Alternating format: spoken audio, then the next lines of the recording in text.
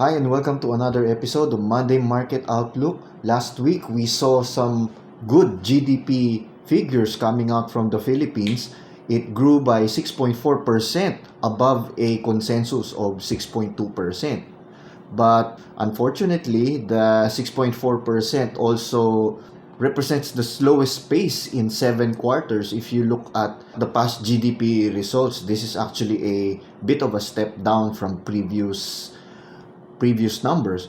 Now, if you look at the GDP expenditures, right, year-on-year growth rates in percentage, we are seeing a slowdown on some of the major expenditure items, except for government consumption expenditure, as well as some contraction in a significant contraction in the industry growth. Last week also saw a slew of good earnings coming from different Philippine companies. Overall, it was a good earning season. Some company highlights here are dark horse stock Bloomberry turning around with a 5 billion income, up from a loss from its previous 2 years. Now, this is a big turnaround for Bloomberry, which drove the price up to a high of around 1120. So congratulations to those who were able to accumulate Bloomberry at the start of the year when we were recommending it. Manila Water, also a recent recommendation of a good defensive stock to hold. It increased its net income to 2.2 billion. It's like a 108% increase from its previous 1.1 billion net income. Also, something to take note of in the coming 2 weeks, we have your MSCI adjustments. We have Monde being deleted from the index. This will represent a negative 96 million foreign outflows. Along with other outflow adjustments to be made on the MSCI, we have JGS, SMPH, TEL, and Ali also experiencing a significant amount of outflows, but AC with a positive 65 million inflow.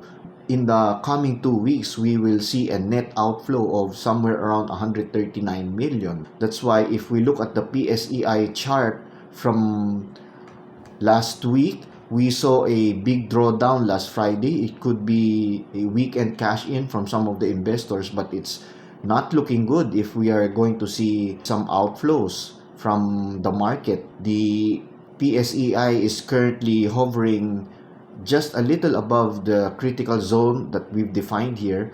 So this week might see a bit of a channel movement before it consolidates along this trend line and along the 6,550 support line. It will be interesting to see how the index will react in the coming weeks. So just taking a look at a couple of charts here. Ayala Corp, of course, we are expecting an inflow here. We did mention in previous episodes that, looking at solid companies like Ayala Corp, and if you are buying at these levels, look at the downside risk. There's not much downside risk and more upside reward potential, right? So if you were able to buy on those episodes, congratulations. Hopefully, we can see Ayala Corp breaking through this resistance line here. If we draw a Fibonacci chart level here, that corresponds, this line here corresponds to the 0.5 fib. And of course, the next major resistance would be here at around 707.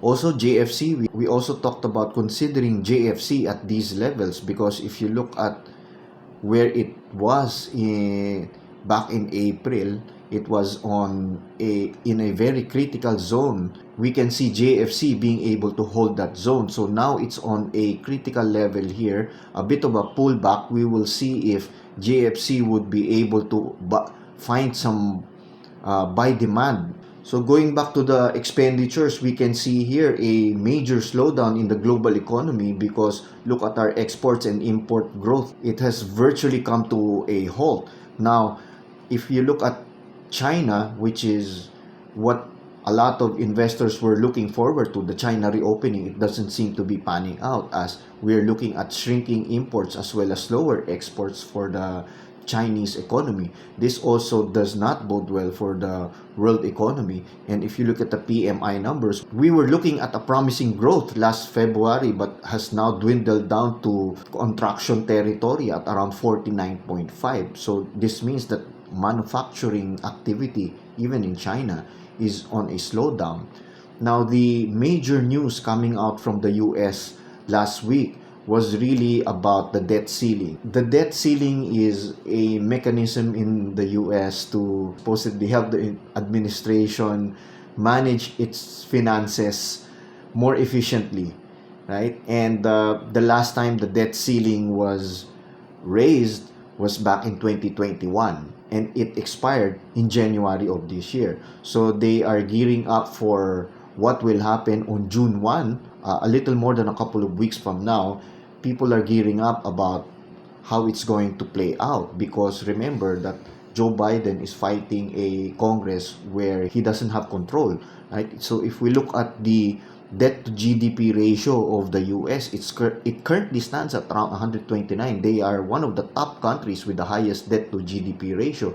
The Philippines is only at about 60.9 debt to GDP ratio, right? Now, interestingly, if we look at credit default swaps, it is now near a level where it was before during the housing bubble in 2008. Now, a credit default swap is basically a financial derivative that means that people are betting that Congress may not raise the debt ceiling, right? So what are the consequences? It will bring the US into default, and if the US defaults, it's going to have a very negative impact even in the market. By default, the government will not be able to finance its operations, no, including expenditures for national defense and even healthcare. So remember, the US government's spending accounts for around 1/10 of the US economy.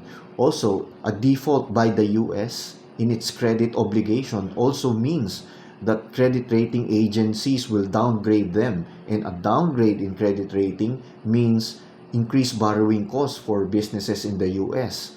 And if the Fed haven't done enough damage to the economy with their rate hikes, an increase in borrowing costs will do more damage. If we look at the precursors of a recession here, the first signs of it is a yield curve inversion, and the next sign is a credit crunch. So are we looking at the credit crunch now?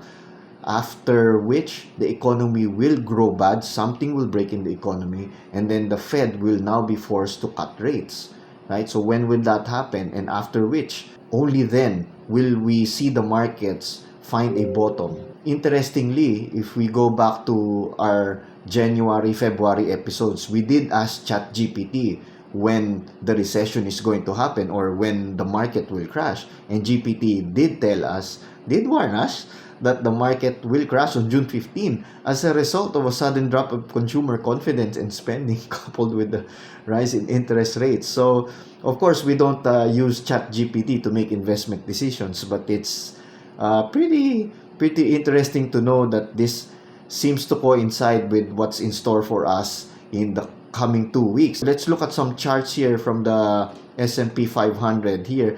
The S&P 500 basically went nowhere in the last week, right? It went up and down. It's a major indecision week for the S&P 500. Now, we did say that the index might dip into this support line here, 410 or 408, and it did a couple of times. Now, is the index going to do a head fake, hunt for some stop losses before it goes down in the coming weeks? Now, another interesting chart that a lot of people have been looking at is copper, right? Copper is a chart that is lovingly named Dr. Copper, because a lot of people are saying that copper seems to have a doctorate.